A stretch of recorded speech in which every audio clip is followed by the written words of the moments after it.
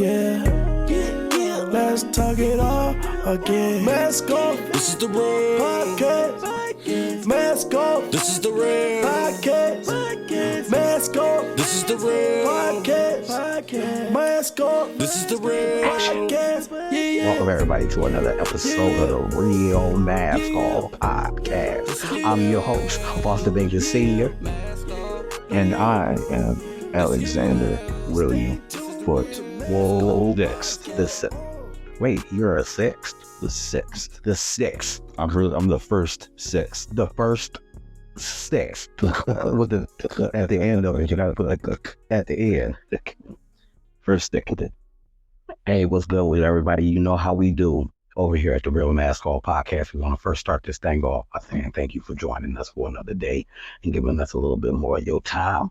We are greatly appreciative of it. And we're gonna just dive right into it today. You understand what I'm saying? Because I'm feeling good today. Hey, Boogie, how you feeling? I am feeling excellent. It was a great week. Great We week. had a great time. It was definitely a great week for me. Saturdays are the only days I look forward to do this. Hey, man.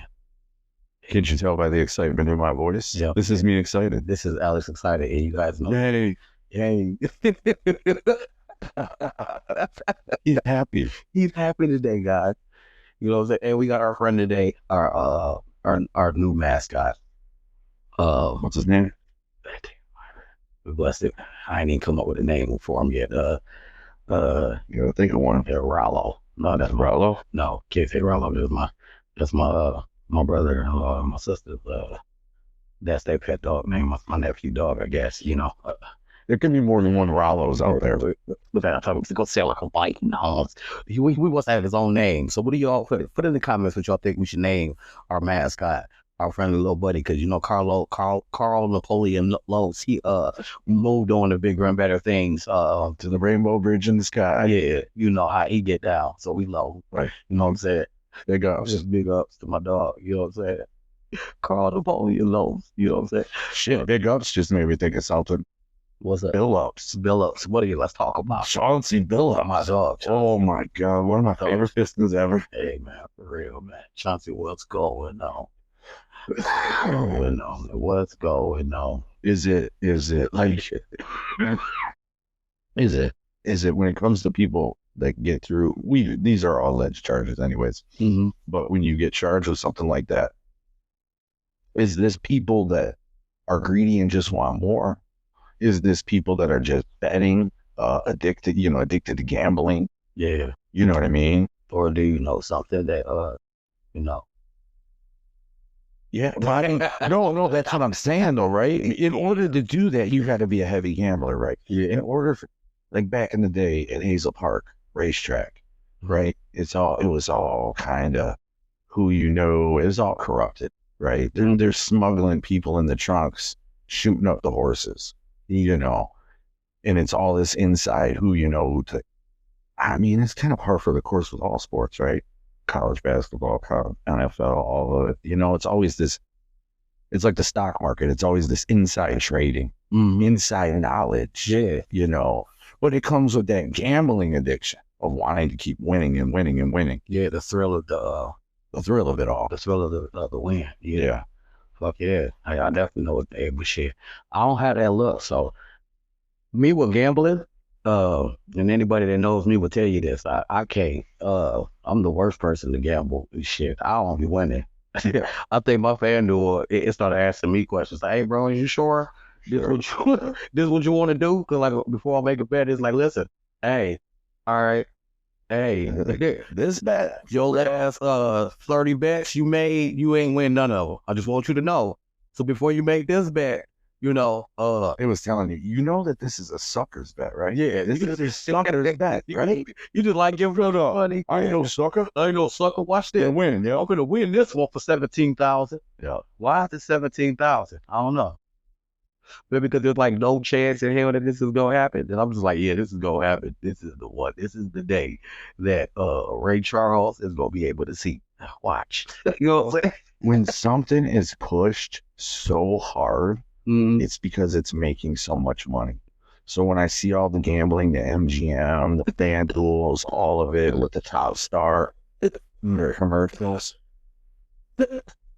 it's because it's a hustle and the house wins, and they're just preying money on you. Yep.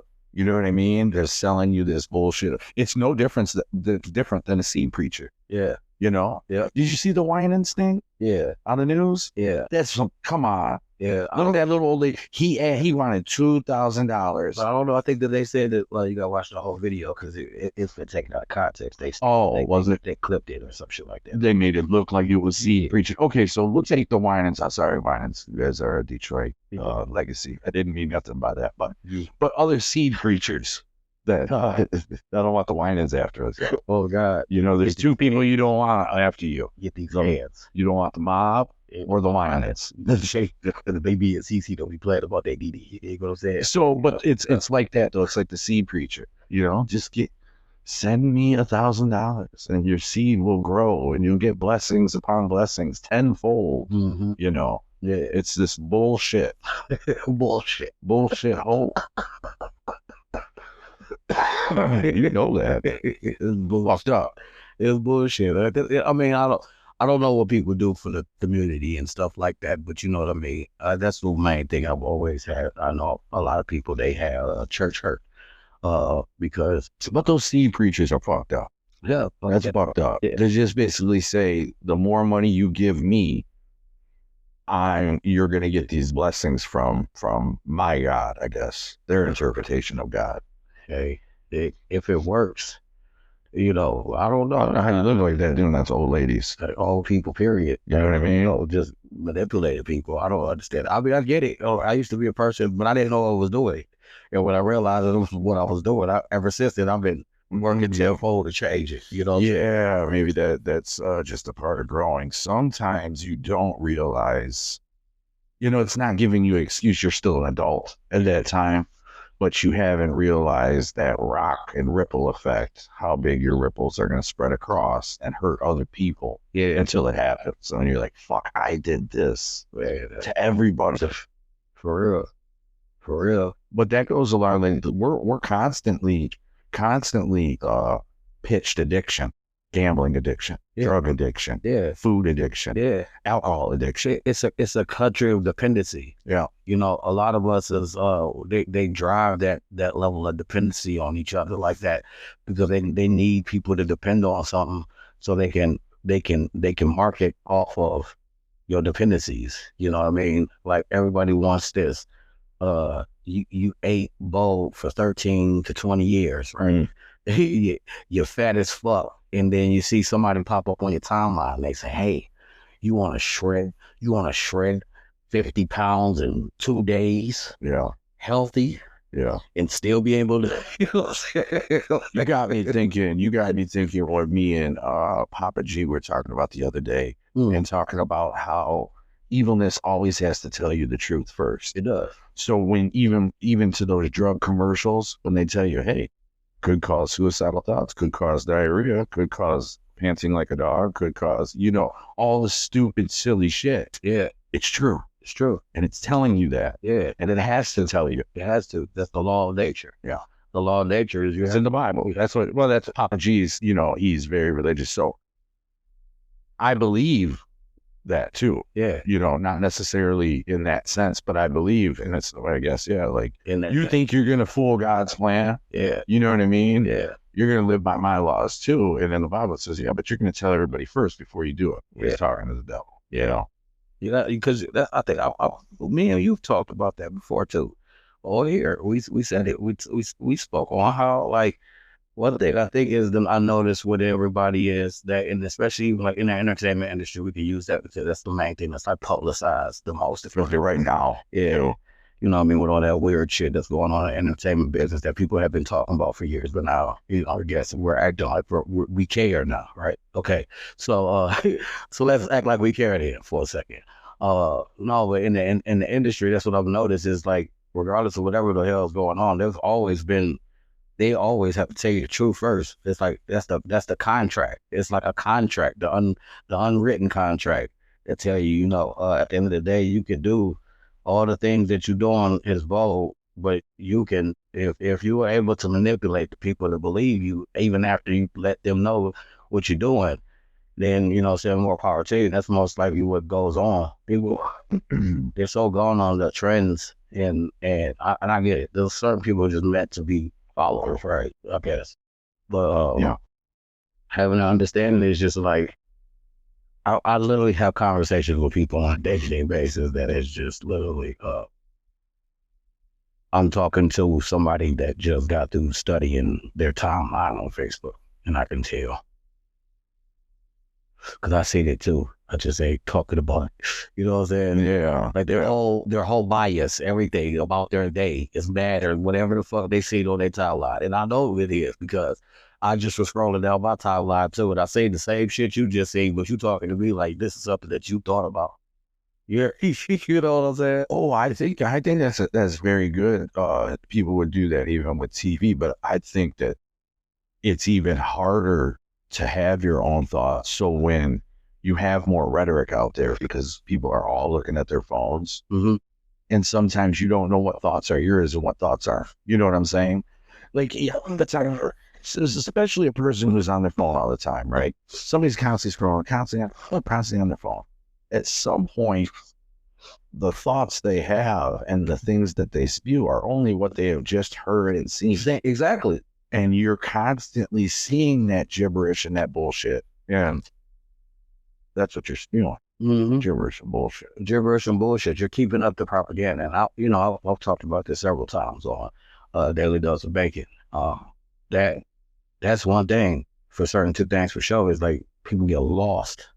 They get lost in their shit. You know, so much so that when they start talking to you, they're talking about what the propaganda wants you to talk about, you know. And like I've had that talk with my brothers numerous of times, you know, because my brother, he ain't one of those that be like on social media. He's like really deep off in the understanding a lot of different intangibles in the world. But like some of the shit that he be focused in on, I'll be like, it's just a distraction right now, bro. Like it ain't nothing. Like he going on that like Illuminati shit and stuff like that. Yeah. And I get it, you know what I'm saying? I get people, but I know that was a trend at one point. You know what I'm saying? It's a trend that people was meant to go down a rabbit hole on that one. And I didn't choose to go down that rabbit hole on that one. You did. And now you're still in it. You know what I mean? And you're talking about it to me. Yeah. As it, what substance does it have to do with what we got going on in our life right now? What is it benefiting us? So you could just, they are the Illuminati. Now what? They are controlling us. Now what? Yeah, right. And so what's the now what? Yeah. What else? I'm going to work tomorrow, I guess. Yeah. Do the same thing. But to keep doing the same thing, or are you going to do something about it? Then it goes back into the point. So if you see it, now what are you going to do? It's like that movie They Live with Roddy Piper when he puts on the glasses and he can start seeing all the bullshit and the aliens and all that. Yeah. What are you going to do now that you have the glasses on? Yeah. You know, now that you're seeing it, what are you going to do? And don't think that you can change the world overnight. Because you can. Or yourself. Yeah. So you have to kind of be realistic. First, open up, look at yourself, say, okay, this is fucked up. This is wrong. So how do I move forward? Well, I'm stuck on this Monopoly board. I cannot get off.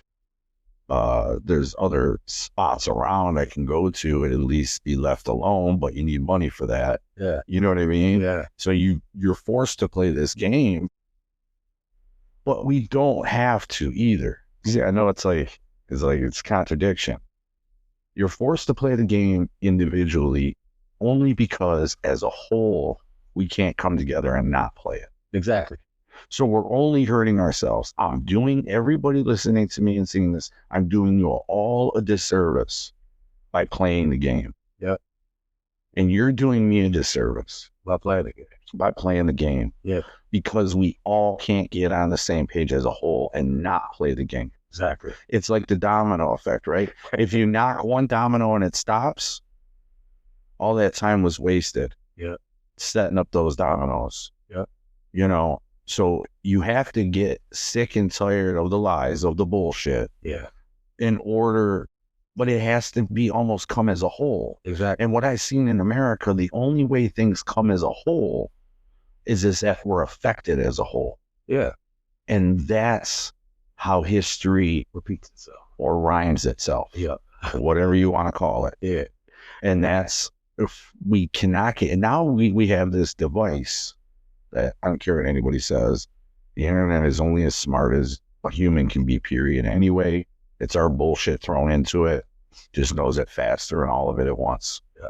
You know, but now that we've done it, we got to find those silver linings in this. This is a tool that you can get on the same page with everybody.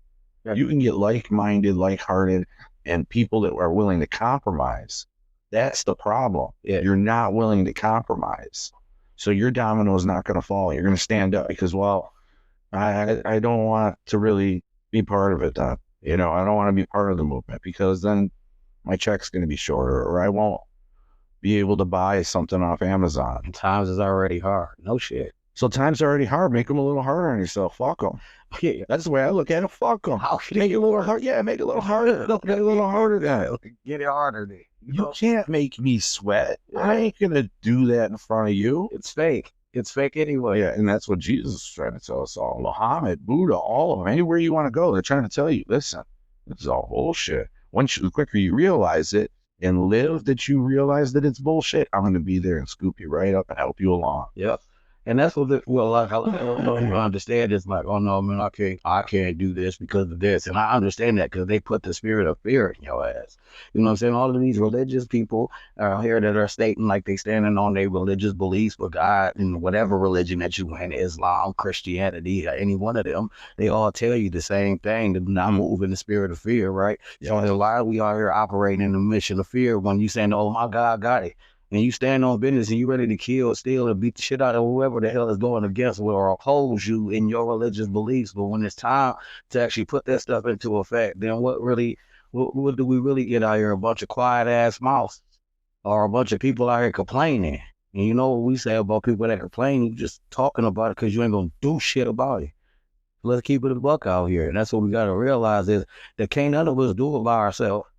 The propaganda is, hey, everybody's against everybody. You know, it's red versus blue, purple versus gold, whatever the hell the gang is, or whatever sex you claiming.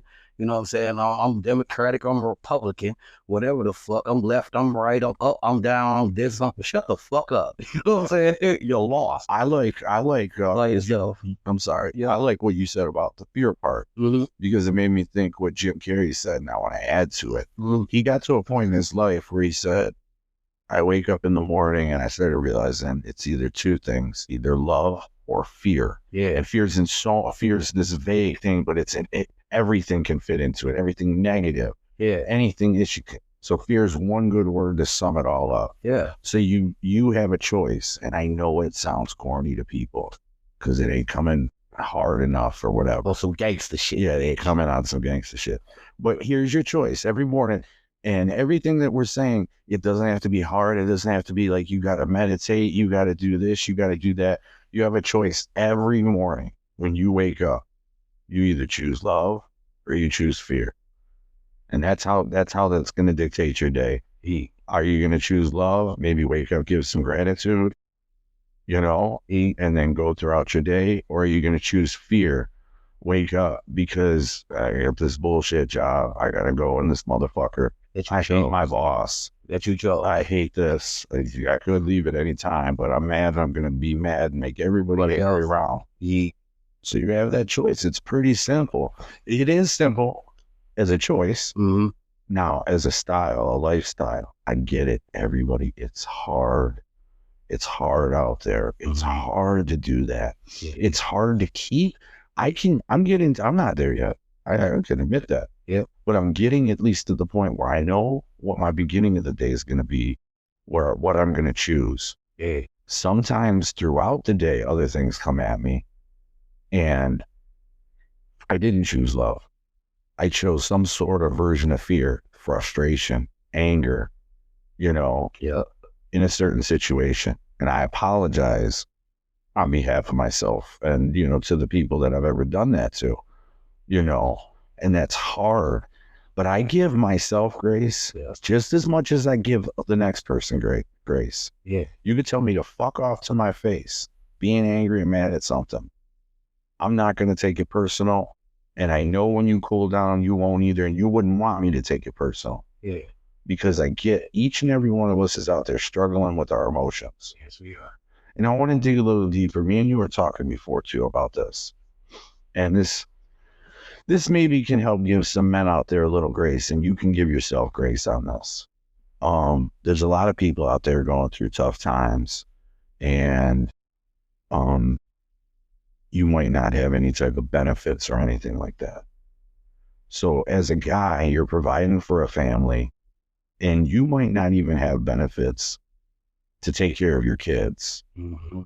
And throughout time, the jobs for men that they've been taken and given are a lot harder on your body. Yeah. So you could be a concrete guy, you could be a garbage man, you could be a roofer, a landscaper, all these different jobs out there, these manual labor jobs, beat up a guy throughout their life. And then they have a family and they try to stay strong. And as they get older, those jobs has put a physical toll on them. And people struggle like, well, I don't have insurance. I can't go off. I got a rotator cuff injury. I can't get the surgery because then I'll be off for a few weeks. I ain't got the time. I ain't got the time for that. We have to give each other grace as, women too are getting out there. I see women roofers out there, women landscapers, women in concrete and construction. Yeah, doing the hard shit. Yeah. Women too, it's becoming that. And I hope that we, as significant others, give each other graces in that moment. Yeah. That, and it's also too, and I'm not downgrading any woman, any job that they do, but there's tons of hard shit that they do. Yeah. I'm just saying in probably the majority of households and how things are, men have a higher earning potential, it's just always been like that. It's not fair. It's not right. It is what it is. Yeah. And that's also because like most women and like are programmed to believe a certain way, in their reality. And it's the same thing for men too. In relationships, it's not a competition, right? First and foremost, we have to have that understanding. It's like, it's not me versus you, it's supposed to be us versus the problems in the world, period. And a lot of times in relationships, when dealing with hard times, especially anybody that's going through things, and that's what community that we stand from, because it's what we come from, is the power communities. We go through adversities. We're not taught what to do in those situations of adversity in the first place. So you're dealing with that, the stress and the struggles of that. Then you go home, and things at home is not the way that you envision for them to be because of the fact of the way society is right now. And the only person you can take that out on is the person that's right next to you. So what ends up happening is, if you have the competitive mindset, now we're trying to rationalize that it's the opposite's fault. Yeah. Not the actual problem. It's who is the reason of the problem. The household is divided at that moment. With that thinking, it will divide you and destroy you too. That's what it's supposed to do. Because that's the only way you can take down a kingdom is if you are able to separate, the foundation of it. If you can put a crack in the foundation, if you have to understand that the man and the woman, the husband and the wife, is the foundation of the family. You built everything else, your family, your household, and everything else is built. That's everything that's built on top of your foundation. If you two crack, everything on top of it comes down, right? Or it leans, and it's a crack in because the crack all from the crack in the foundation. Yep. So building block, the strong hearts that need to be strong at all times. We have enough things out there separating us as people. Why allow anything to separate your home? Exactly. It's too hard to deal with. Exactly. And that's the main thing that we have to pay attention to in those situations. Like, stop looking for someone to blame in those situations. Like, why is it that one of us are the problem and not everything else that's causing the problem, the cause and effect? We don't think about those things because at that moment, this problem is so big and I don't know what to do. This is the reality of both sides. I don't care what anybody tries to say opposed to this, but this is the reality of both sides. If you're in a position of your family is going through an adversity, and a husband and wife is in here dealing with this adversity, both are trying to juggle what they feel they're supposed to be doing in that moment when this problem is here, right? But now instead of facing the problem, I'm like, well, if you did this, we wouldn't be in this situation. Yeah. You know, like Yeah. at this now, I want to pass judgment. This wasn't nothing that we were discussing before a problem even arose, but now the problem has arisen. Now we have issues with each other or ways of the other person was moving. And at the end of the day, it's like that isn't fair to neither side of the party. No. At the end of the day, when life adversity happen, you know, people that banking on SNAP, right? People that have food stamps and things of that nature, or things that's going on with the government and everything in that nature. And now they're cutting off food stamps. And then you're in the food prices in the midst of you getting food stamps or whatever. Food prices are going on. So now your stamp numbers are going down, and all of that. Now you're looking at the facts that, okay, well, now you're the problem because you're not making enough. Now you're already dealing with that internally. Now you hearing that from your partner. How is that even your problem? Like that's one of the steps in the divide and conquer. Yeah. It's not, why doesn't the government go after the owner of the business? Yeah. And say you should pay them more. Yeah. Because we're paying too much out on food stamps. Yeah. Free, you know what I mean? Yeah. I don't understand that. How does that make us? It makes us feel shitty. It wants you to work harder. You know what I mean? Mm-hmm. But the person who's, you know, got a few homes, beautiful $1 million homes, or the CEO gets a $20 million bonus at the beginning of the year when everybody else got a pay cut and can't afford food, it's on them. Or you're a piece of shit because you need food stamps because you don't make enough. Yeah. You know, you're working 50 hours a week, you know, plus you have a family. Yeah. How much more can I work? It's not my fault that that's what they're paying me. Mm-hmm. I know people that work so hard and are underpaid. Yeah. So hard. There's millions of motherfuckers out there that work so hard and that are underpaid. So if you're working this hard and you're underpaid, how is that on you? Yeah. How is that on you at all? Yeah. How is that? How can the government even tell you that's on you? Exactly. It's not on you. Everything is on you. These fucked up roads, right? That's on you.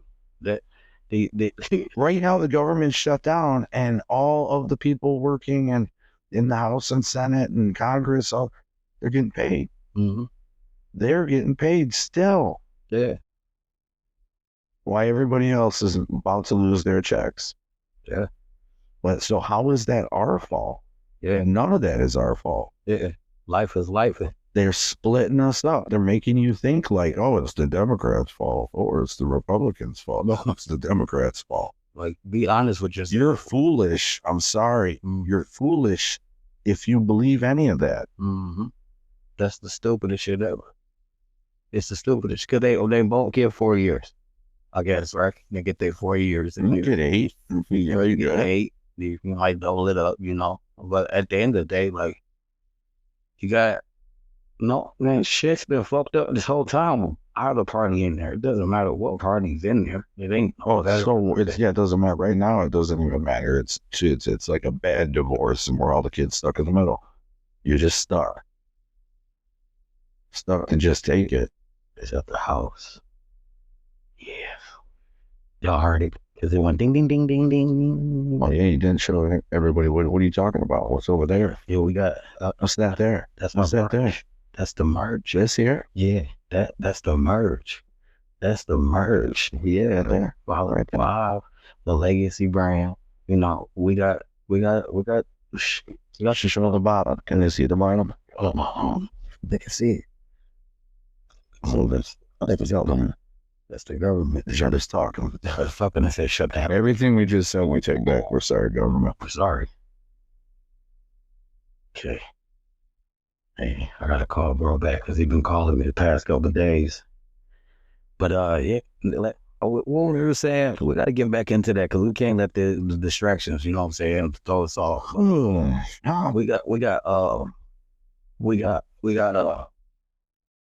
You gotta understand that their whole mission is to keep you divided, separated, and think that there's that the other side is the problem. We keep the distraction off of the real problem, And the longer that we sit around here and act like that there's anybody else is the problem, we continue to be the problem. And if y'all don't understand what I just said, let me break it down as simple as I break it down. That's the problem. That's the problem. That's the fucking problem, because you don't see it.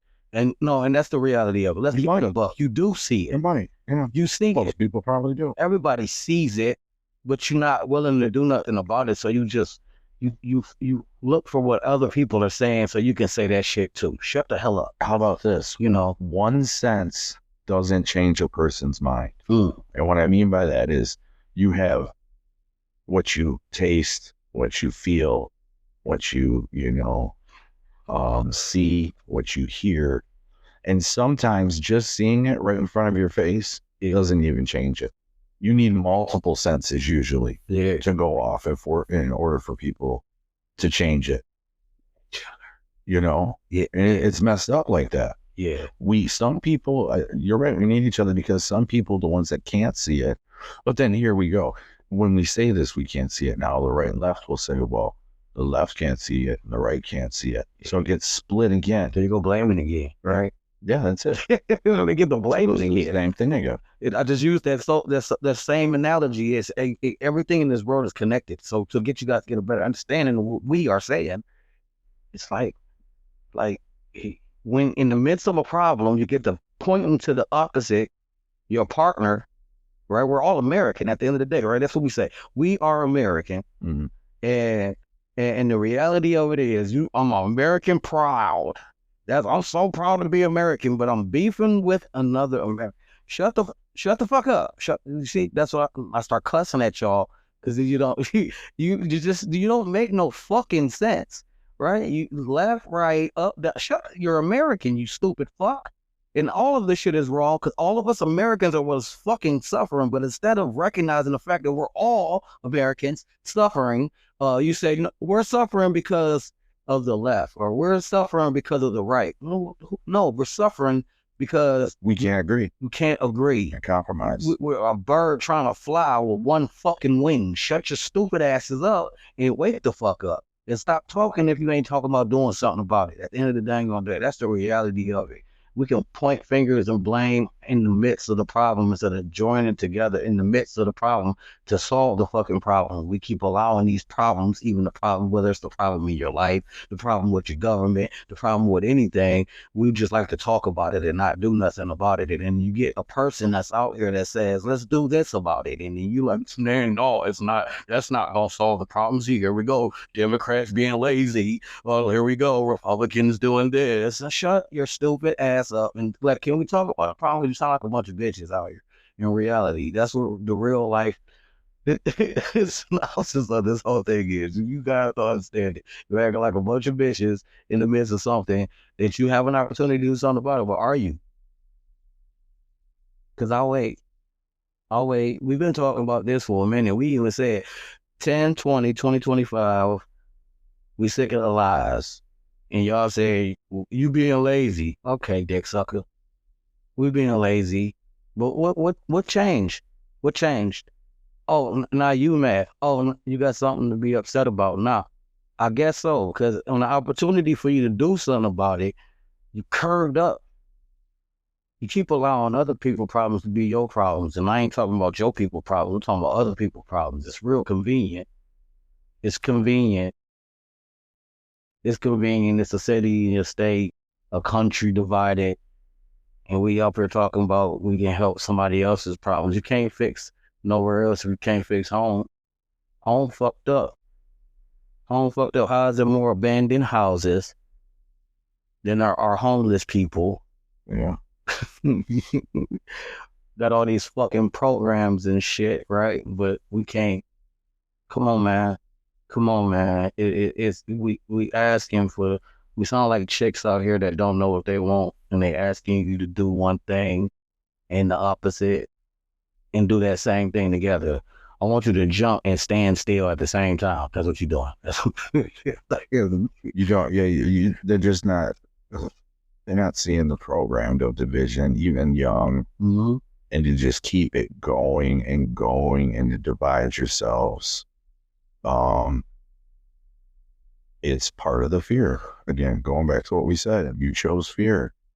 You chose to buy into their fear and their negativity. Yeah. You either choose love, what most of Americans have the right to any religion, and like me and you keep saying all these religions mimic each other and go down to a single core. Mm-hmm. Love thyself, love thy neighbor. Mm-hmm. If you choose that, and I think maybe people don't know what love is. They don't. They don't know, they don't understand that love is an action. Love comes in compromise. No, I think it's just a word. Yeah, like I love you. I love you. I love you. But you show out an apology. An apology is just a word where people tell you it's got to come in an action, right? Right. You got to show me. You can't just apologize. I keep slapping you in the face saying, sorry. Yeah, you can't keep. If I stop slapping you in the face, my apology goes a lot further. Mm-hmm. So what is love? Is it an action or is it just a word? Is love a selfless act? Is love something that you give and with no receiving? And you have to understand that. Is love that? I don't know. Ask it. You know what I mean? We asking. But I can tell you that it definitely comes with some sort of action. Yeah. A positive action. Mm-hmm. Something that, whether it's a compromise. I love this person and I don't see it their way, but I love this person. Mm-hmm. So I'm going to try to understand and deal with it because that person loves me and they do the same for me. They understand that I'm not perfect and there's things that I piss them off about, but they care for me, they love me, and it comes in that action form. Yeah, that's a fact. Just unconditional then when you wake up and say, because that's the level really you want to get to. You want to get to the unconditional love, totally 100%. Exactly. Without bias. Mm-hmm. So you want to wake up in the morning and love everything and everyone. And I know to everybody it sounds corny because we don't make movies and songs about it. So you can't wrap your mind around it. That's why you don't know what love is. You know what evil is. You know what hate is. Yeah. It comes through all sorts of forms of entertainment. Yeah. That's all you see. But you think love is just sex. Because that's all that shows you. Yeah. Yeah. Or just having somebody's back. Yeah. That's not always the case. Sometimes it's calling somebody out. Yeah. Everything's bliss. And so when you don't get the bliss 100% of the time in your relationship, because you see it like that in movies and any facet of entertainment, they don't never show you the dark side. Even in people's like social media. Yeah. They don't never show you the struggle. They don't show you when they busted and discussed it. The only time they posting pictures and videos is when they dress to the nines and in their best. So, and that's when they want to broadcast it because nobody wants to show you the pain. And they don't, that's only because they think that nobody else can relate to the struggle. That's what I'm trying to. How could they not though? We all go through the same things. Yeah. But love sucks, right? Yeah. Love sucks. Mm-hmm. But they don't want to, they don't think that other people can relate to, they think that, like I told you, people feel as though when they are going through a problem, it's an individual problem that they are going through. Like, I don't know why. Can I give you an example? Yeah. So you have your mom that's sick, right? Or your dad that's sick. You have somebody elderly in your family that's sick. And you take care of them. And it sucks watching them decline. And when I say you take care of them, you take care of them fully. You bathe them, you wash them, you change them. You take care of them 100%. You do that because that's love. And love sucks. Love is terrible. But it's beautiful at the same time. Why you do that.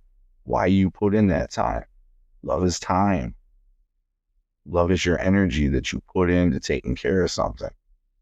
It's all that wrapped into one. Just like fear. When we're saying fear has the negativity, the fear of war, fighting, murder, chaos, it's all rolled into one. That's fear. You have two different things on the scale. Yeah. What do you want more abundance of? You want more abundance of love or more abundance of fear? Yeah. I want more abundance of love. Yeah. That's what I want. Yeah. And Even though it's corny, right? It's not gangster. everybody say that they want the more abundance of love, but they don't understand. Okay, so like here's a disclaimer. Like this is the part that, you know, people just don't know. Like with that choosing the life of love, right? It's a lot of sacrifice. Yeah. It's a That's lot. part of that's in love. That goes in that. Yeah. Sacrifice. I didn't add that. Yeah, but that's because everybody has. I want to Sacrifice yourself. I want it to be clear because a lot of people think just because you chose the right one, being in the right lane, It's right? the road less traveled, and it's harder and bumpier. It's way harder, you know, and it's going to force you into a lot of positions where in most situations you will quit. And that's what it's supposed to do. It's supposed to push you to those breaking points so you can find those breaking points, see that breaking point, and push past it. That's the reality of it. You have to get through it because guess what? Every adversity you ever been through, you're 100% win record against everything you ever been through if you're still breathing. Every day, every opportunity, every situation, every circumstance you've ever been through, it always comes to an end. And guess who's still standing? Regardless if you feel a little bit weaker, you feel like you're scarred, you're hurt a lot from it, but you still came out on the other side. And that's what you have to understand. And that's what everything in your life, because everything in this world is connected. And that's what you got to realize is that once you start going through your shit, stop looking at your shit like, oh, I'm the only one going through this shit. Because there's 10 billion other motherfuckers in the world that's going through the same shit. It may not seem like it. It may seem so far-fetched. This may seem like the hardest thing, and nobody ever went through this. I guarantee you there's somebody in this world that went through that exact same thing, and they got through it just like you are. And you just gotta listen to your struggles, because your struggles is teaching you how to balance and break through that wall that's stopping you from progressing.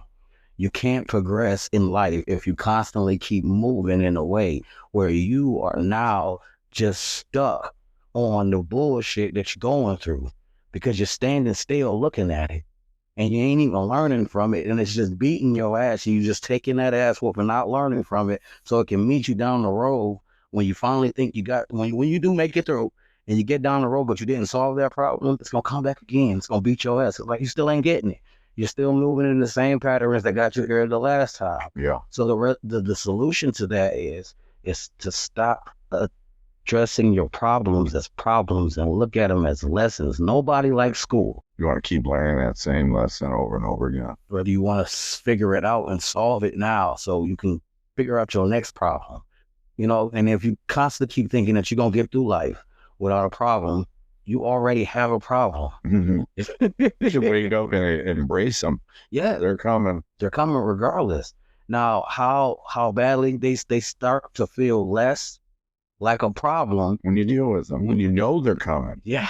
If I throw a punch at you and I hit you in the face, and then I throw a punch at you and I say, I'm going to throw this left hand and I'm going to punch you right on the right side of your cheek with my left hand. Mm-hmm. You're going to know it's coming. Mm-hmm. And you're going to move out of the way. Exactly. You just got punched in the face the first time. If you don't, then you get punched in the face again. And you got your answer. My reflexes are very slow because I've told you step by step what else. It's like Larry Bird of basketball. I'm going to go to the corner there and I'm going to shoot a 3 over your face. Yeah. In your face and win the game. Yes. And win it. And they're like, yeah, right. Yeah. Well, no, I'm going to do 2 dribbles first too. That's how he's like, I'm going to walk over there, catch the ball, do 2 dribbles, put 1 time between my legs, and then I'm going to jump and shoot a 3-pointer in your face, and I'm going to win the game. And I'm going to turn to your bench and laugh at you guys when I would have told you. That's what I was going to do. I literally said it. Yeah. I don't get it. I mean, that was the world, and that guy was just an ordinary guy. And then the basketball player, he did that too. You know what I mean? That was the world just telling you, this is what I'm going to do to you. Mm-hmm. And sometimes, I guess you can't do nothing. Most of the time, you can't do nothing because you're not. You got to accept that. Yeah, you got to be prepared. You got to be prepared, and that's the whole thing. And a lot of times, most of us are not prepared when our problems arrive, is because we don't look at our problems like the lessons that they're supposed to be. We just think that, oh, woe is me, I'm going through some shit. And instead of trying to figure out what you did to get you here in the first place, even if you feel like you didn't do nothing, you're not trying to really dig deep enough to figure it the fuck out. You just get, I can't think of nothing. All right. And if that's how you, then you're going to continue to go through this problem. You're going to coast through it for whatever duration that it puts you through this problem. And then once you come out on the other side of it, you're going to be faced with another situation. And it's just going to be a continuum for you.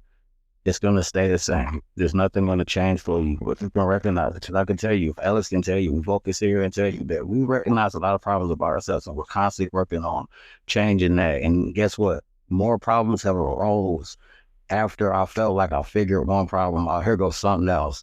And I continue to look at it, I'm like, damn, this is another one on top of another one on top of another one. Just let this shit defeat me. I'm going to get to a point where one day, I don't care how strong you think you are, one day you're going to get to a point where you're just like, I can't, man. I quit. You're going to tap out. You're going to give the fuck up. And then you're going to be a failure, right? Because you gave up. You're not even trying anymore. And then it's everybody else's fault. Now you got to find somebody else to blame. Yeah, you know what it helps is with, because I'm thinking of like, to also some of the signs in your face that we don't realize is sitting here thinking is I'm thankful for my wife. I'm thankful for my kids. Mm-hmm. I'm thankful for you. I'm thankful for many other people in my life that can at least tell me too if I'm fucking up. Yeah. When I don't see it. Yeah. You know, and that helps. Like everybody, you need that. Yeah, seriously. You know, you need to keep certain people. You don't need yes men around you At all. That shit, that's the worst. It slows you down. It's an anchor. It's an anchor because it stifles you, slows you down. Yeah. Mm-hmm. Yeah. It does. It does, because you will never reach your truest potential just sitting around accepting the fact that you were great right now when you're not. You know, that's one thing I mean, like you just said, I agree with that 110,000%. They keep you grounded. They keep you understanding that, you know, it's not all about you. And you know, everything we do is for them, but at times we get wrapped up in ourselves. Yeah. And those are the times you might need to get humbled either by a friend or a family member, or even sometimes I've had it getting humbled by a stranger in a weird sense where I didn't realize it till an hour later that I needed that. Yeah. I needed that person to tell me that. Yeah. And it had to marinate in my head for a minute. Like, you know, sometimes people will get something in their head or get something said to them, but it doesn't register, you know, for a while or until an instance arises and then you're like, oh, that's what that person was saying. That's what that person was meaning. Yeah, because you're in the heat of the moment. And at that point, like I said, the defensive, we were referring to that earlier when we were speaking in relationship aspect. Like when you get in the defensive because you're already in warrior mentality, right? So anything that comes at you in the moment that you're in fight or flight mode is when it's fight or flight moment, you get stuck into a situation where now anything and everything is against you. So you're not receiving anything that's coming to you, especially if it's not coming to you in a peaceful way, you know. Defense shield to go up immediately. If you feel like you're attacked. Yeah. Especially when you're already in the midst of being attacked. Life is already attacking you. Yeah. So what about if you know like that attack comes, how to defend yourself? You know you're going to get attacked. Like you said, life. Yeah. Or even if I'm a different person, I'm a sour person, and you work with me, you know me and how I am. Right. There's some sort of attack, whether my bullshit negative energy or even personal level. Yeah. And you gotta learn how to defend yourself against that attack, but be realizing that the attack's always coming. Exactly. And whether you want to respond to it or just block away is up to you. Mm-hmm. Yeah, and I think that comes with maturity, because especially for men, you know, because over time, and you and I both can say that too, because we are older men. Different then. Yeah, and even in them aspects, there's situations where you're like, your response, you want to respond like, wait a minute, like, hold up, how you even, like, you just try to, I never said this about this and this and this is the reason why. I never pointed out things where I felt as where you were the one in the wrong for this. but that's just that it's the natural order. And us as men, the older we get, we've learned, like, okay, yeah, well, I could say this when our wives say some things. Okay, I could, wait, this how you feel? Well, I can, Yeah. and then, but then what do you get? Even at work, the same thing. Yeah. I could say this about what you're saying, but I ain't even saying I nothing. ain't gonna say nothing, because at the end of the day, what is that gonna solve? It's just gonna continue. Now we're both going back and forth. Well, me and you are learning the cause and effect. I mean, is this the hill I want to die at? Do I really want to deal with this? Or sometimes it's easier just to be like, okay, I get it. In 10 years, is this really even gonna be a problem? In 10 minutes. Yeah. 10 minutes. In 10 minutes. Like, Yeah. once you are over it and walk away, Yeah. you're like, whoa, that's done. That's done. What do you want to do about this? Like, what can we do moving forward? 'Cause I don't want to sit here and just like, all right, we figured out there was a problem. All right, so what we got to do to fix it? That's it. Okay, on to the next. We don't have to dwell on shit, and that's what I'm trying to get people to understand. And this is the key to the solution to all of this. At the end of the day, is recognizing first and foremost that you are the cause and effect of everything in your life, regardless of however you want to accept it. You have to begin to accept that first. And in order for you to be able to change that is by first recognizing it for what it is, and stop taking things so personal, and stop, when you are going through things, stop embracing it as if you're the only person that's ever went through this in your life. There's people out here are here on purpose that went through that. Their life journey was set up the way that they went through the same thing that you went through or going through. And they went through it because they were supposed to be the voice to tell you how to get through it. But instead of you getting to that person, hey, Alex, I'm fucked up, man. This is what I'm going through as a father of five, blah, blah, blah, blah, blah, blah. And you like, oh, so all you got to do is this, because when I went through this is how I dealt with that. And I'm like, damn, that dude makes sense. And then I'm able to utilize that. I would have never knew that if I never said, hey, Alex, I'm a father of five, and I'm doing this, and this is what I'm going through. I got a blended family and da this and da that. Yeah. And you like, oh, Austin, all you got to do is this, because I did this too. I actually went through that same thing. Yeah. You know what I'm saying? And yeah, you'll find somebody, destiny will put somebody in your path at some point when you need it, that somebody has gone through that same things with you, or same things as you did. So that's just how it is. I feel. I gotta ask you a question. What's up, buddy? Because I want to know about, like, well, a couple things. Just still staying on the same subject. So then, because then the other one's kind of a little off subject, but so then is an argument then basically just two people trying to change each other's minds, Perspective. or perspective, or are they just so embedded? Do you sometimes, I've had it where I'm just so embedded of how I see it, and I need you to understand that. Yeah.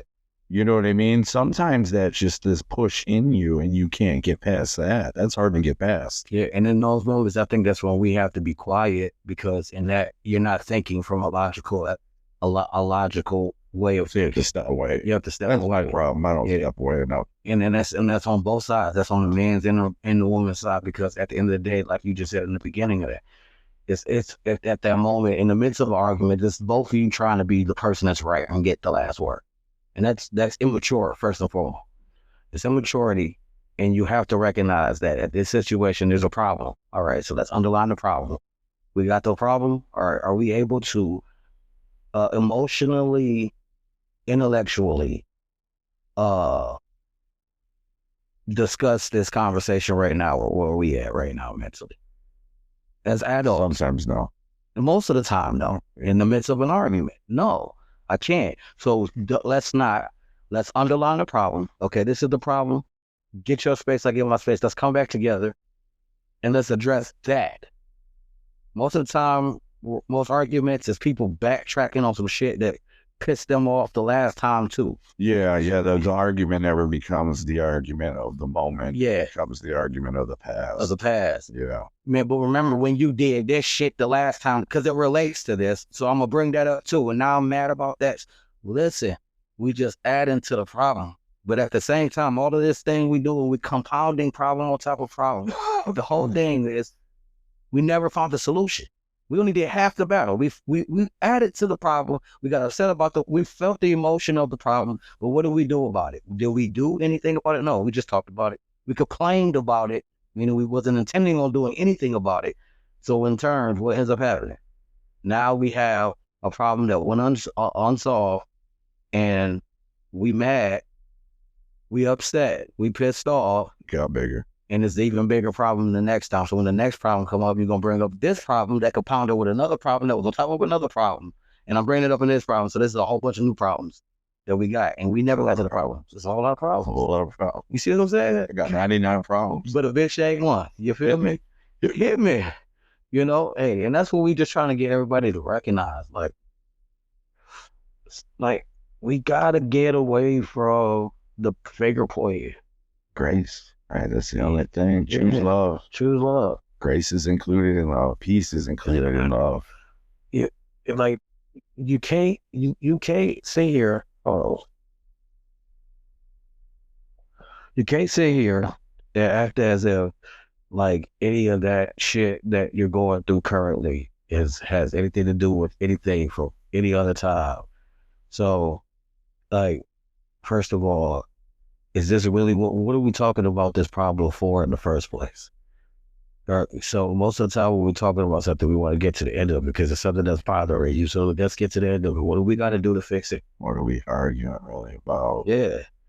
It's not worth it. It's not your fault, baby. It's not my fault, baby. Now, maybe I didn't make a wrong decision. Yeah, so we called me on that when that happened. You made a wrong decision in that situation. If that was justified, if that was said then, when it was said when the attention was first happening, you made a bad decision. You know what I'm saying? And then at the same time, it's like trust too. Like, because I know I've gotten slack, and I'm not trying to like, you know, because my wife, she does, but she's only done what she's known to do, right? Like she was brought up away. So understanding that you're being brought up away, other people's paint your perspective of how your level of expectation should be. So you go through life with a false sense of expectation, and you get let down every time because of it. So now you're sitting around upset at the world because you had a false sense of expectation, and when the world shows you the reality of that expectation is not true, then you're mad at everybody else, but that's on you that you didn't recognize that was something that was false to be believing in the first place. But at the end of the day, get to the point. If you got like I'm gonna stop smoking this marijuana dog. Because I'll be forgetting what the fuck was I saying. No, but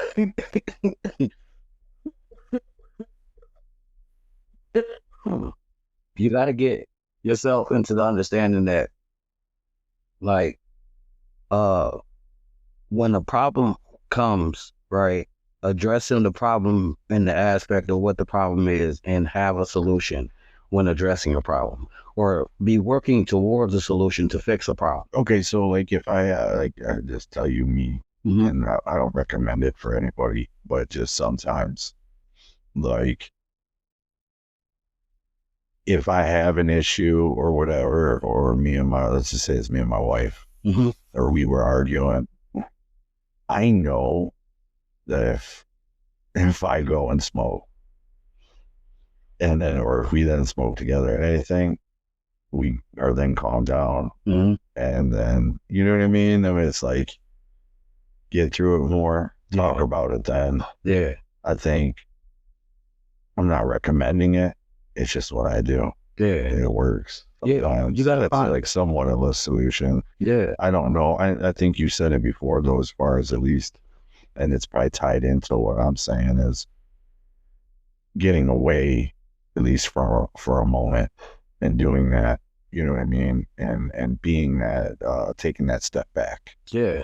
Yeah. Being able to separate, and not even necessarily walk away. I know for most of us, we do have to walk away because we're still gauging our emotional intellect. You know, we're trying to be more conscious of our moment with it. You're not saying walk away totally, but just maybe at that moment so cooler heads prevail. Yeah. And I was just saying more figuratively anyways. And like, say for instance, you're in a situation where it can be a walk away situation.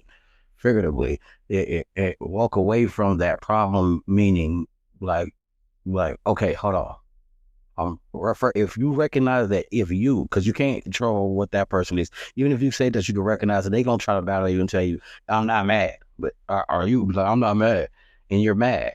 You talk to yourself at this moment, right? Is this making me upset? So, okay, now I know I'm not gonna be thinking clearly when I'm upset because I'm a little bit upset. Then, all right, let's address this later. You know what I'm saying? Not in this, like, you know what? Just hold on. Hey, hold on. Like, be the person to be able to say it though. Hey, let's hold on this. Let's get a level line. And you also, if you're the other person, no matter either way, you have to be open to that stuff too, because some people don't. I want to talk about, no, sometimes you have to. Yeah. That has to be compromised. I think that's where the man and the woman aspect comes into play. That as the man, that's where your leadership comes in. Okay, hey, no, we need to talk about this now. It's still being frustrated. Hey, then, okay, listen, hey, I understand that you want to talk about now. Show empathy to the feelings. But I do understand that both you and I are both upset right now. I'm not upset. Well, then if you're not, I am. And I don't feel as though that I will be able to address this problem in the mind state that I am right now. There you go. You know what I'm saying? That's a good comeback. Yeah. You know what I'm saying? You have to, I don't got to listen, you know, and then in that situation, there might be an actual way where you physically may have to remove yourself from the situation if they want to still harp because they just that mad and they want to get their point across. But in that moment, that person needs to recognize, hey, see, this is what I'm saying. That's that toxic shit. Yeah, I need to recognize that sometimes. Yeah. Step away or stop. I don't. Mm-hmm. I know that's my fault. I do it too. My wife was second that bullshit instantaneously. I'm an asshole too. Like I'm a nice person. And so most of the time I am right in most situations. Do you think most people like you? Do you think most people like you? I'll be honest, I think most people like me. I think most people hate me. Right there. That's kind of how I feel.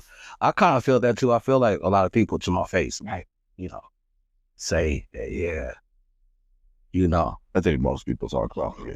Yeah, I think that's what I think. I think like, and I don't understand why, because I'm a genuine person. Like I genuinely try to be, you know what I'm saying, and I genuinely give a fuck. I can't. We have people at our job can attest this. People that deal with me in the world, period, know this. Like at the end of the day, okay, you can't even be around me with a fucked up ass energy because I naturally feel it, and I'm gonna ask you. You know what I'm saying? I don't think I'm the toughest person in the world, but at the end of the day, I will still fight anything. You know what I'm saying? Like I don't have to necessarily feel like I can win. Mike Tyson literally would be right here. If he's trying to cause me danger, he's gonna beat my ass, right? But I'm not gonna be like, no, bro, you know, I'm scared. I'm gonna be scared, but I'm gonna still fight your ass. You gonna win and may whoop my ass, but I'm not gonna run away from it. Oh, you're leading into something because this is, before we get out of here, this was something I wanted to ask you. Let's talk about it. Because, all right, what is more gangster? What is tougher? What, if you see in a situation where two guys are about to go at it, Mm-hmm. and one of the guys comes over and says no, and says, I just want to give you a hug, man, I'm sorry. And the reason why I'm saying this is because realistically, what is more gangster? If a guy pulls a gun out on a guy, another guy gets his gun out then and shoots that guy, or is it more gangster if you see this in your head and that guy pulls out a gun on a guy and that guy walks over to him with in almost like a loving style, you know, and is able to just be like, no, man, I can't do it. We're not going to do this. And he puts down his gun and gives the guy a hug. I know it sounds hokey and corny, and I'm just saying, my point is, though, everybody out there who has some sort of form of religion, that's your basis. That's your true power. Look at Jesus. Would Jesus need to pull out another gun? Would Jesus need to pull out his sword You think? I don't think Jesus carried a sword. I know some people and will tell me Jesus said there will be a time where you need to pull out your sword, you know? Mm-hmm. But what is more powerful and gangster to me if you could just walk into a situation and everybody is disarming, not just, guns. I'm saying disarming their own self-defense shields. Yeah, they feel safe. They feel safe and like, oh my God, this guy's right. That is, I feel this. and that's just What is more gangster? That I just think that they interpret you not fighting for yourself like that in that moment. You're not stooping to that level and doing that. Is that more gangster? Is that more something that you would be proud of and other people around be proud of? Or would your ego say, hey, people are calling you a bitch because you didn't do anything, because you walked away? Mm-hmm. People are calling you a pussy and a punk. Your family looks at you differently. Does that destroy? Is that your ego just talking? That's your ego always talking. So what's the thing to do in that moment? Should you then just walk away? Is that more gangster? Is that choosing love rather than choosing fear? Is choosing love in that moment saying, man, somebody's going to get hurt and I don't want to be a part of that? Because in this us fighting, that's not going to be a casual matter. And that involves both of us being fearful and now swinging punches at each other. Because I don't know anybody in a fight who's not somewhat fearful, period. Yeah, I'm always shit. You know what I mean? Oh, all the time. So you chose fear that day. You chose fear that moment. Mm-hmm. You chose fear. Mm-hmm. I'm not saying I can do it. I'm not saying I'm perfect. I'm just putting it out there of a way I'm trying to live. And if I'm wrong, tell me, people. Yeah. I don't know. I just feel that's more gangster. I feel like I don't care if you call me a punk or a bitch or I was this, I was that. I don't care. Yeah, that never mattered to me. That don't never matter to me anyways. Like, you got to think like that though, right? Yeah, and that's because, like, at the end of the day, we all know that the interpretation of gangster is perceived incorrectly anyways. Like, first and foremost, they tell you that gangster is somebody that is poor, struggling in the streets, and this is all you knew to do. That's more hustler to me. Gangster has the shit together and is making moves Rico style. Yeah, what I'm saying, like, gangster is interpreted as a motherfucker that shoot a motherfucker and all that's like. Oh yeah, you're right. Yeah, that's what I'm saying. Fast. That's what I'm saying. That I agree. Man mentality shit, and I get that because it's not. You're growing up in a dog eat dog world, I guess, and you feel like you gotta always be on fight or flight, situation. So you choose to fight because this is your everyday norm, and you gotta be like this every day because you know this is your norm, or you accepted this is your norm. So you gotta move like this to make other people not think you prey out here in this world that's going through the same thing as you, that false sense of gangsterism, right? And I get it because, like, I used to be one, you know what I'm saying? I used to be the person that felt like, you know what I'm saying, to not be prey in my environment, I gotta move a certain way. Even when I was in the penitentiary, I was 135 pounds when I got locked up on 5'7". I'm a little dude, light-skinned dude with long ass hair. You know what I'm saying? I was scared as fuck going to prison, but I knew that I couldn't go into prison and be shaking in my boots, or I'll be looked at as prey, right? You know what I'm saying? So I'm sorry to cut you off. I gotta ask this while you're in the heat of it. Mm-hmm. So Jesus could not walk through that prison without changing. And I know it seems like he's just a superhero and it's unattainable, but you don't think our energy is that powerful enough to be able to protect you and change things? I didn't know that. No, because, like, if you going through life, right, you growing up with the false sense of how prison is, right? So when I went to the penitentiary, I did. Like, what I did realize while I was in there, because in the beginning of me going in there, I did go in there with that, mindset. Because I was a little dude, I had to let people know, hey, I'm not nobody's bitch. I ain't finna be none of that. So I gotta let everybody. I gotta be like, overly everything I did, over manly with my shit. Like, I had to be extra aggressive in my mannerisms and everything, right? But then, like, the longer I was in there, that's when I said, like, in the podcast before, I said, I came to a reality where I can be who the fuck I am, right? I could be who the fuck I am, and I didn't have to change, and I got even more respect. I got even more respect in the yard when I did come to the reality of, yo, you know, I ain't gotta be in here on that extra stupid, dumb nigga shit. You know what I'm saying? I can real life just be Austin. And I got like, I did move to the penitentiary yard, you know what I'm saying, as funny as Ace, you know what I'm saying, or Bacon Hill, as those knew me in there, you know, I was in a more like, the end of my bed, I was like in a more like level-minded, I'm moving in a certain way, and more like everybody else around me moved in the same manner. You know what I mean? We was all focused on better and self, mind, body, and soul, and everything. You know what I'm saying? We was like just, It wasn't like as far as you might see glorified on different online things where if you're a young gangster in there, you're gonna pay some dues right away, you're gonna get some this right away, you're doing this right there. You know what I mean? It wasn't like that, you're saying? yeah. No, it's like that. It's like, okay, so But I'm just saying, so I know how you are now. And I know you would even say you're different, even in there, even say you could be yourself, but that was just that version of yourself at that time. exactly. The best person you could be in there. Yeah, And you were okay with that. yeah, Some people can't. yeah. Right. Right. Because they're constantly stuck in that. Because you'll get stuck. Because certain things become a certain way for you in there too, but you don't understand it. See, like, that's what I'm saying, because mine is kind of conflicted, because I did not have those issues where, okay, so like I had an armed robbery, right? You know what I'm saying? I'm a stand-up dude, you feel me? Like at the end of the day. So it wasn't no, you couldn't press up on me like, yo, let me see your jacket. I wasn't in there for no weird shit. I wasn't no weird nigga out here.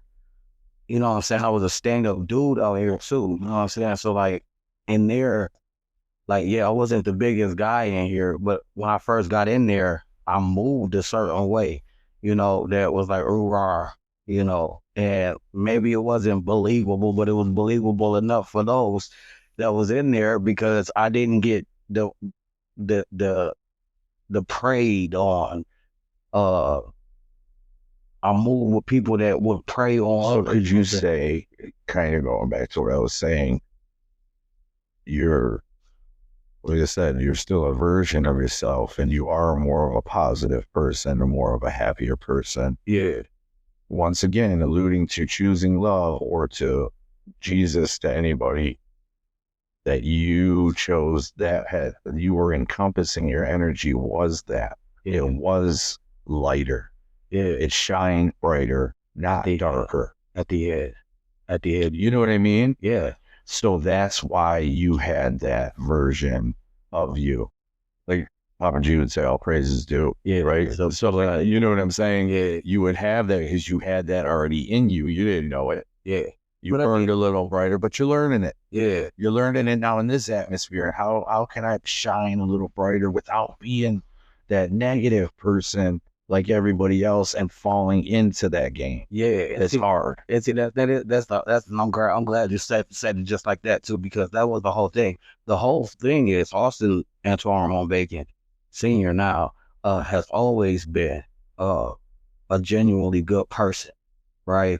My environment predicated the person, the character, The decisions you know what I'm saying? Yeah. you thought you had to make. That you thought you had to make, only because there was no one else or nothing else that was there that was telling you, you know, okay, so by example, yeah, my dad worked multiple jobs.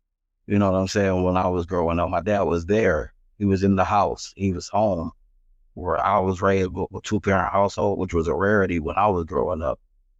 So having that understanding and seeing that, like, you know, my dad just worked, but he didn't have like his whole thought process was to get up front of the system, like even down to our names. My name is Austin Bacon. On an application, you know what I'm saying, that looks like a white person on the application, you know what I'm saying? So it was more chances of a job hiring you or even considering you in the masses at a time where it was harder for a black person to get a job, even checking African American on the fucking application. 9 out of 10, you wasn't even getting a call on the job, right? So that was one of my dad's ways of saying, like, you know, our names being a name that, you know, can be accepted in a job. But that's his framing, the way he was programmed to think, where now he's trying to work the system so he can at least be a part of the system, right? He was willing to play the game, and he was doing what he had to do and putting his kids, his thought process is what I'm thinking. And this is verified, just based off of the actions of my father. That's what I'm thinking. That's how he moved, you know, to move in that aspect. So, you know, he just knew to work. I had to work and provide for my family, even if it wasn't enough. The world threw all these different obstacles in his way in order for him not to be prosperous. And he just he just did the hamster wheel thing. You know what I mean? No one was there to mentor him and tell him, hey, yo, this is the game. This is what you can do to give yourself and your family a better opportunity, right? But you subconsciously was learning all that anyway. Yeah. So now you're taking that with you as you grow. Exactly. You know, you're taking that, not the same path. Like I keep saying, history don't repeat, it rhymes. So now you're finding your own beat rhyming to his. Yeah. You know, we all do that, I think, with our parents, those good silver linings that get embedded in us. Yeah. Even if you don't act upon them, at some point a switch turns on in the back of your head and it's given to you. All these things are tools. Like I sometimes feel like I give it to anybody who goes out and does things and has studied it, puts their thousands of hours into something and has that respect and knowledge. I totally understand that, and never to take anything away from anything like that. But I do feel like in the moment, if you stay open, you will get things you need. Now, obviously, I'm not going to solve mathematical equations, but what I'm saying is the knowledge, the feelings, all the senses, thing can run together and simultaneously for you. It starts to line up. Yeah. And it's when you stay open and you have to realize I can't know everything, but I can know something at that time if I keep myself open.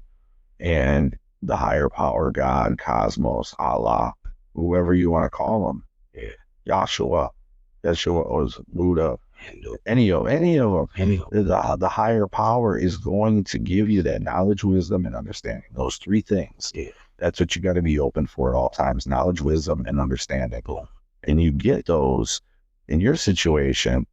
You got the knowledge through your life. You didn't have the understanding, the wisdom to use it at that time, but still not quite the understanding sometimes till you get out of the situation. Yeah. You know, it doesn't come all three at once either. It comes when you need it. Come on, man. You know, and maybe not even in that order. Exactly. You know. Exactly. Sometimes things happen where you don't even understand it right now, and then like 5-6 years later, that everything it comes full circle for you to get understanding of why. You know, some things aren't even made to understand. Yeah. It's just that's a bonus. That's that extra reel you'll get at the end of your life. You'll get showed, oh, you didn't get this, but see, this was showing you all the way. Like, damn, I missed that one. I'm gonna ask y'all a question. I'm gonna do it like this. Like, so, because one thing I've realized in my journey is that maybe you may feel like you're the only person that wants going through this, but you ask the question and find out there's a whole bunch of people in the world that think about this. And that is like, me growing up, I always said, like, I ain't want to be anything like my dad, right? And I ended up going through everything the exact same way, to my understanding of what my dad went through. Like, even though my wife, what my dad went through with my mom, and what I went through with my wife, you know what I'm saying? There was a lot of similarities, like almost like. What's the question you're asking? Because I want to answer something. Yeah. The question is that am I the only one? You know, am I the only one in the world that realized that in my life journey, I may have felt a way that this is one thing that I didn't want to go or be, and I end up going through the exact same thing, and I got a whole different understanding and perspective of that journey, and didn't even know it right? But I recognized that I got to see it in 4K, right? So like I said, I seen what my dad went through in his marriage, his life, what he went through as far as a father, who he and everything, right? And I judged it. I judged it from as a child. That's what I used to do. I used to look at it and say, one thing I ain't gonna be when I get older is anything like my dad, right? And then I got older, and then I ended up going through everything that my dad went through to have an understanding, like, wait a minute, you know what I'm saying? Reality check. You're gonna be everything like your dad, and you're gonna fix it, or or it's gonna destroy you like it did him, and you're gonna be just like your dad. You know what I'm saying? So, you know, that's the question. You know what I'm saying? Did you go through life not wanting a certain thing, and everything that you not wanted you experienced? I think I want to add this to it. I think that there's a micro and a macro to everything. And I think in order to do better and to go forward as a whole society, as a world, as a country, as a nation, and as a world, is we go through things, and we always keep saying history repeats itself, right? Right. We're all connected. We tell each other too throughout the world. Yeah. And throughout the world, we go through these things that at least mimic or rhyme or exactly repeat. It seems like it's weird. So if you can break it down to the micro in just as your own family, your own lineage, right?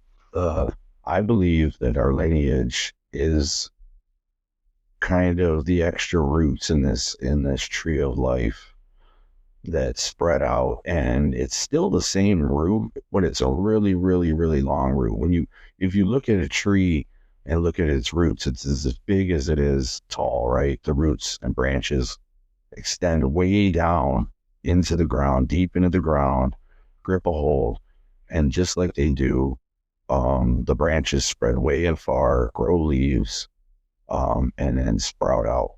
I believe that if we look at ourselves like lineage and the roots of a tree as it goes up, the reason why it seems like it seems somewhat negative sometimes, and we pull out those negative parts, like, you know, is it good or is it bad of me repeating the same things or going through the same lessons? I think it has a silver lining where if you're able to understand and start to see what your lineage and what your father went through, right? Mm-hmm. And then that's kind of a pre-game plan. That's kind of things that when we're young and the older people tell us, oh, you shouldn't do this, you shouldn't do this, or you should get your education, you should do this, you know, those are those people telling you like, hey, we've been through it. You should, you know, try to listen and do this. A lot of times we don't listen. Yes. So in the rhyming aspect, it comes out a little differently, but I think every time it gets a little better. Mm-hmm. Like when you look at your dad, then you look at your grandpa. If I look at my dad, my grandpa, and so on, great grandfather, it gets a little better. And the quicker you can start to realize and see those mistakes he made, and not in a bad way, not saying, damn, In a judgmental way. not at all, Mm-hmm. but just to point out those mistakes in your lineage and how your family line is raised and what they go through. Uh-huh. That's your answers on how to change. Exactly. And all you have to do is just this little bit better. Uh-huh. So the more you can, once again, positivity, that's a sign of love. Negativity goes in fear. Uh-huh. So once again, if you could choose the love part of it and find that silver lining and be honest and look in the mirror and just say, okay, well, because I seen that in my side. I'm doing some things that how I was raised that I seen were probably wrong, Uh-huh. that maybe they didn't notice at the time. So I know I have to change that. Yeah. Well, so it's a good playbook. It's good to have the people around to tell you. You also went through it. Also, every version's going to be different. Mm-hmm. You know, sometimes the way you look at things, even when you're young, isn't necessarily right, depending on how you were raised. And I mean, even like it makes you put some respect on it too. You know what I mean? Because You understand your parents were just normal people regular people in different times. Yeah, and it's a whole level of understanding, man. You gotta like see, like you say you will do something a certain way until you face with it, right? And that's the reality people gotta understand. You judging things from the outside looking in, thinking that you have the solution to the issue, right? Nor did you ever offer this solution to this person, yet instead you judged it from afar.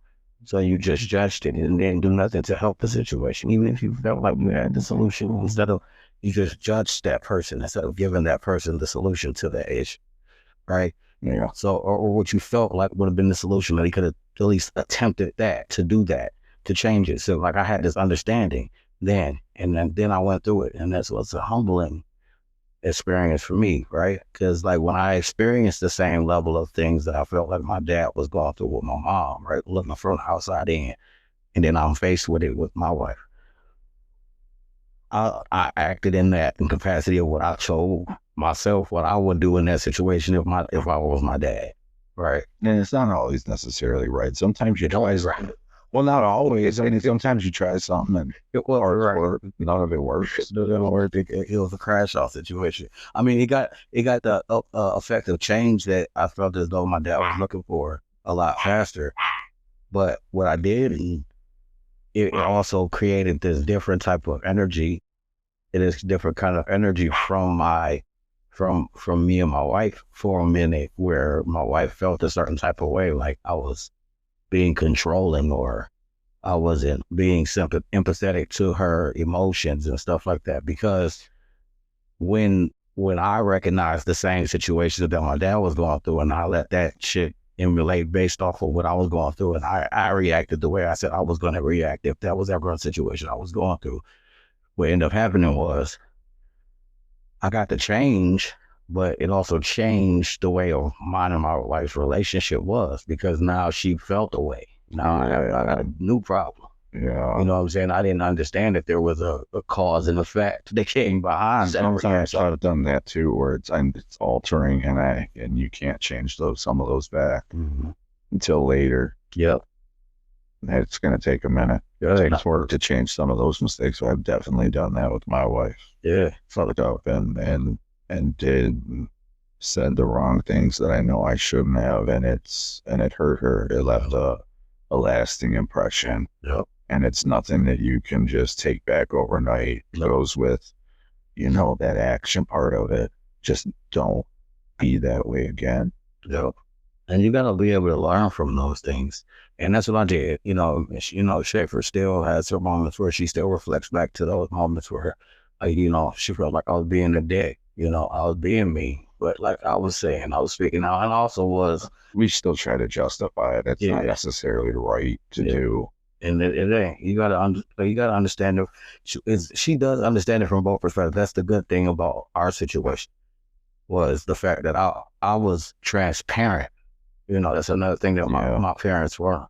My dad hated everything. Even though we felt everything that we was going through, he didn't make more sense of it. I think as generations go on, we've been more transparent. Yeah. You even go back before that, it's more stifling. Yeah. Definitely. So that's what the thing is. I'm an open book with my children, because at the end of the day, I'm just like, yo, I don't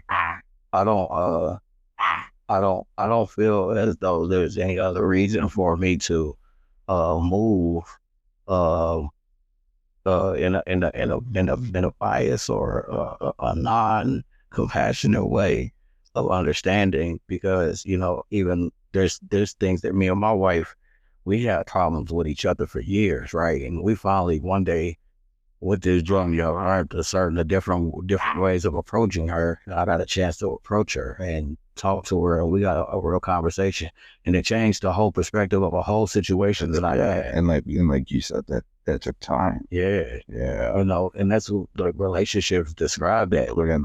That's love in action. Yeah. That time, love is that in action.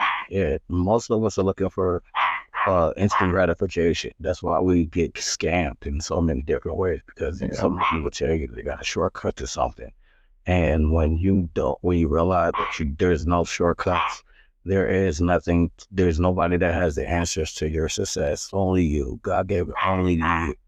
You know what I mean? You have to dig within self and just realize that, like, if you're gonna let people sit here and tell you, I can tell you what to do. I can give you information or ways to change your perspective on how you can view it to get you a different result in a better way and get you to your goal faster. And all that's gonna happen is more so of you unlocking who you are. That's the only thing I can tell you. Your time frame that is going to take you to become successful from it is all based on how much work you put in figuring you out, really understanding you and moving in the light of you. Because at the end of the day, this world that you live in is created for you, and it's not being selfish. When you think of it in that aspect, you should be moving in the way of love anyways, but moving in the capacity of what you were created for. And only you know what you were created for. So the moment that you take the chance to realize and understand who in the fuck and what your hell you are, then that's when you'll understand it. You'll get it. You'll get it for the first time and have a real life understanding that, hey, I am who I am, and you have to accept it and be that light that you were created to be in this world, so you can help the person that you were created to help. I gotta say, that's church right there. Preach. No, I'm just saying that's real church too. Yeah. What you just did and said, like, and even I just think that should be in a beautiful building with all of us sitting there. Amen. Like, and then you say that, and somebody else says something. You know, I mean, that's church. Yeah, that's how it should be. It's all about love and unity, uplifting your neighbor, uplifting yourself in the same aspect. But the thing is, everything you just said, just about you, mostly, but your relationship too. But if everybody just thought in those lines, you know what I mean? It wouldn't be nearly as bad. It wouldn't be. You're taking care of yourself and your family and your wife's needs and having that emotional connection and fixing something out, so you don't carry it around with you to work and to other people. Yeah, you don't carry that problem with you now no more. That baggage is left behind. It disintegrates because we are the only people that can give it energy. Weightless then. Mm-hmm. It's gone. You got to give these people the energy that you need them to have for you to be able to prosper in life. And we got to promote our stuff, man. We ain't gonna stop doing the damn do. Listen, this is the Real Mask Off podcast, and you can find us on every social media platform. Just Google us. You know what I mean? On Spotify. We're going to put this episode, we're going to do a couple bonuses. We have 2 bonuses we're going to put on Spotify. We can put none on Spotify on in a minute.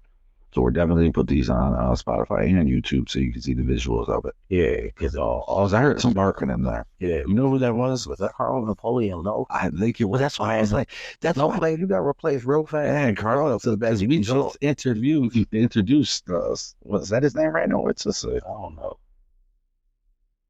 Who rescued who? Who rescued who? Yeah. But man, this is Carlos. It sounded like Carlos's back. That threw me off because I heard the bark and I was like, I know it got you distracted for the rest of the episode. I was like, just go in. Because I thought, I was like, hey, Bella's here too. I was like, I didn't even, I was like, well, how did Carlos get here? Wait a minute. Carlos getting dragged back.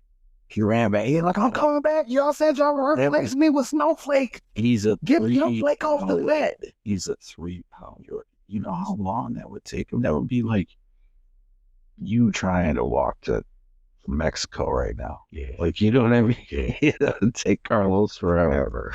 All right, but hey,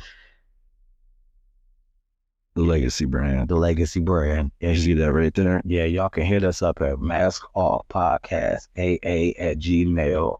And if you want to get your custom gear done, we do all DTF, lino printing for anything, any events.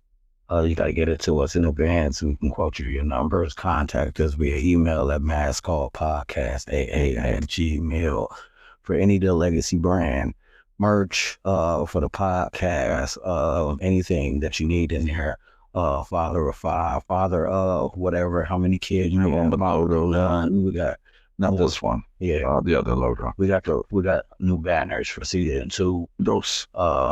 We've been cooking, man. We've been cooking. We got some new things to set up. All season 1 wasn't well visual, but all season 2 will be. So you guys get to see us do the thing, get our set up, and then I'll see our merch on there. Yeah, and check it out. You can hit us up. Yeah, everything's done in house. So we'll have our Shopify store back up. We had a couple of complications. We got to get things situated with that. We'll get that back up and going, so you guys will be able to get us online as well. But for the time being, or temporarily shut down our store for now until we get the little bugs fixed. Yes. But we do have, you can still access the merch. Just contact us. We will be uploading pictures of the merch soon on our social media, which is The Real Mask Off Podcast 2025 on IG, The Real Mask Off Podcast on YouTube, The Real Mask Off Pod C on TikTok, The Real Mask Off Podcast 2025 on Threads, The Real Mask Off Podcast on on Twitter or X. Yeah. The Real Mask Off. We on everything. The Real Mask Off Podcast. You can find this in the search bar on Threads and on Lemonade. It's the same as The Real Mask Off Podcast. Not podcast for Pod Seat, same as our TikTok. Please on all those, like, subscribe, share, and please follow. Definitely hit that follow button. We definitely need the love and support to help us build this brand. Big comment too. Yeah, because we comment back. We're pouring in this yaper into this little mission that we got going here. We're trying to get ourselves into a studio. We're working. We're doing this as best we can. We're on the road to riches. Yeah, it's just a little traffic. Yeah, and it's all good. Just lines. I have to give that credit to Lil Wayne. Shout out to Lil Weezy, yeah, baby. Maybe one day we'll get him on the podcast. I know that we did get one of our followers, Day the Spot podcast. He's gonna be in town in November. He wants to link up with us. So we'll see what we can set up with that.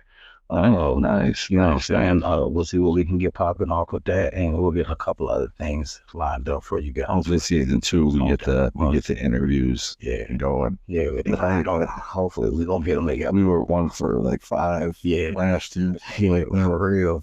We had a bunch of interviews. We just couldn't get the technical side of that shit done. But for real, definitely tap in with us, man. We are not like unsociable people, not sociable people. We are definitely sociable people. Tap in with us on our social media platforms. Y'all can hit us and talk to us. We will talk back, man. We operate the social media together in this bitch. You know what I'm saying? I'm always on there. He's the man on that. Trust me. Hey, we do this shit together. No, we do. I'm just saying he's the picking up the heavy end on that. We Austin's great with the social media. Please check out all his Halloween specials. That's all of our shit. I know it's us, but I'm just telling you guys that he needs to take credit on this. His directorial debuts, his cutting, his editing, his timing. Each video keeps getting better and better and better and better. And what I hope for, and I look forward to, and I hope you guys tell him this too, is every month or every other month, like, Thanksgiving, where is it? Like he started with Halloween, but I don't know, Christmas, maybe next month he should do Christmas. Yeah. Maybe a spring. I don't know. You guys tell him, but I'm telling you, he works long and hard on those, and they're good. And they get better and better and better. That's the best part. The best part, I think, sometimes about social media is when you start to follow somebody or start to look at somebody and you see their work get better. Yeah. And you know that hard work's being put in. I just know it more by being around him, and he's got to work. He's got 5 kids. He's got a wife. He doesn't have a dog. No. So that more stress. That way more stress. My baby's want one too. That's the crazy part. So like, oh, you get them a robot dog, it'll keep the rugs clean. But no, seriously, I want you guys to bombard them with comments because you want to see at least one Christmas special of something. Yeah. You better do one Christmas thing. We gotta put something together, man. We still got another another one, another Halloween special. This is we're gonna end the month off with this one. Because I want to make this one a big one. So we're gonna see how we come up with this one. How we gonna do it? That's why I'm making y'all wait. But I know y'all see it in our videos. I'm teasing it. I want y'all to see that. I want y'all to see that we got some big. One foot in, one foot out, and we got daily dose of bacon. You know what I'm saying, merging from our DRMO studios, the Legacy Brand Production team. We are definitely putting something together that's gonna be, I think, a little bit bigger for our wrap up Halloween special and Thanksgiving. Me and Alex got something. We're gonna do it on the 1 foot in, 1 foot outside for the Thanksgiving. I do got something planned for that, and Alex do too, man. Alex a writer too. Don't let him sit over here to tell y'all like it's just me. He got some shit in the bag. Nothing behind. Man, we been working. You know what I'm saying? He know what he doing. You know what I'm saying? He definitely doing this thing. We ran into a couple technical difficulties where we had our Just life. life You know how life. You know what I'm saying? So, but see, that's what we are. yeah. We both stumble at different times, and we're still standing here, still trying to keep it going. Hell yeah, there ain't no other way. Ain't no other way to do this, man. And we ain't just talking about it, we really living this shit. We ain't just out here telling y'all, hey, you gotta be positive, man, even in the hard times. Because literally, right now, we both are in hard times. And we still just keep pushing because at the end of the day, we can't quit something that we started just because shit get hard. We embrace it. We take it for what it is, and we just like keep it going. We motivate each other too at times. Don't get it twisted. I get me. Alice gotta pick me up. Like, yo, bro, hey, look, dude, hey, don't trip. Like it's gonna pay off. And the same thing for him. You know what I'm saying? We all go through our things, you know what I'm saying, in day-to-day life. You know, we all know that y'all do too. That's the reason why we created this thing. That's for us to all have a safe place. Somewhere that we can just take off that mask. Stop pretending to be ourselves for once. You know what I'm saying? And embrace it. In a place where it's accepted at, where ain't nobody here judging you. You know what I'm saying? Well, I'm not here to destroy you, unless you're somebody that's out here trying to destroy the communities. That's what I'm here and I'm against. I'm against the bad in the world. You know what I'm saying? If you all about positivity, me and Alex, that's what we all about. You know what I mean? If we ain't made the sense off this, it's still something that we enjoy doing because we feel like we are able to connect with the people. It's a lot. Yeah, you want the things that you see around, or we want to be able to say that we got a nice ass studio and everything, and that we able to do this, and we got in this Studio's name of love. Yeah, but I love that. We're building from what we have. This guy. You know what I'm saying? Like, who rescued who? Y'all rescued us. Thank you guys. We do appreciate it. I do thank you, everybody, for that. Thank you. We rescue each other. You know what I mean? And we growing, man. We growing slowly. We growing in the right way though. We growing with our morals still intact. We growing with the same, still being ourselves, or real to our identity. And we ain't had to go against that not one time, and we not. I'm not here to promote anything negative about this world.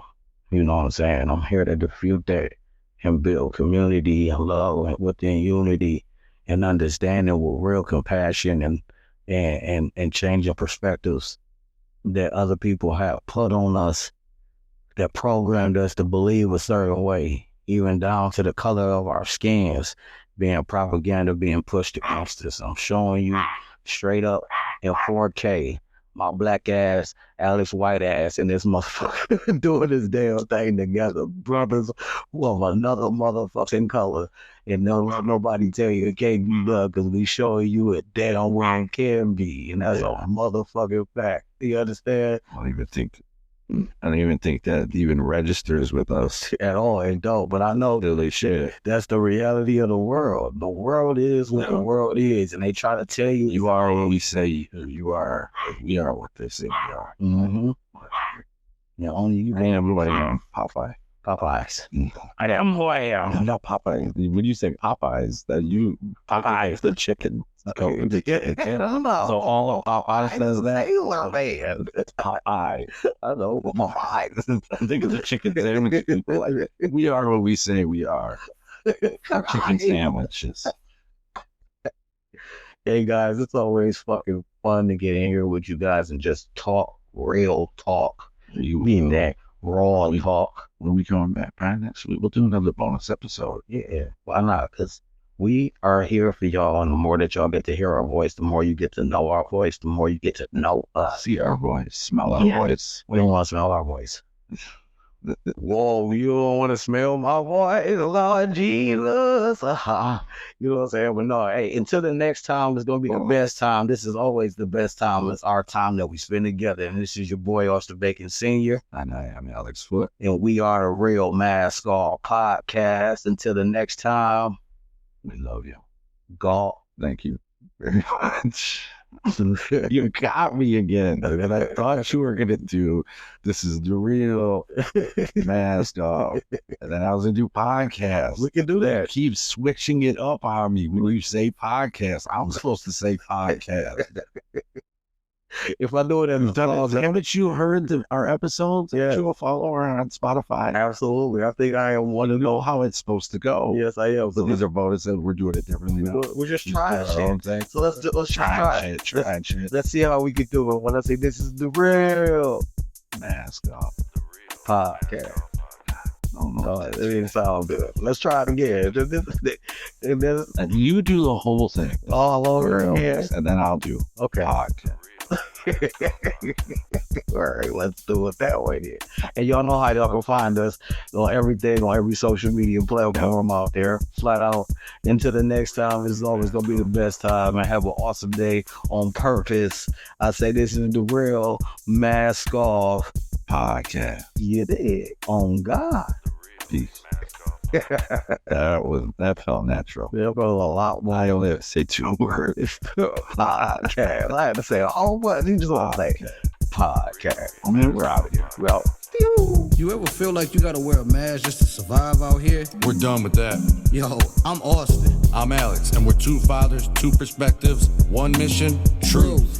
And on the Real Mask Off Podcast, we talk real about fatherhood, marriage, manhood, and everything they told us to hide. Hey, we've been through the struggle. We know what it feels like to be misunderstood, and we're still showing up.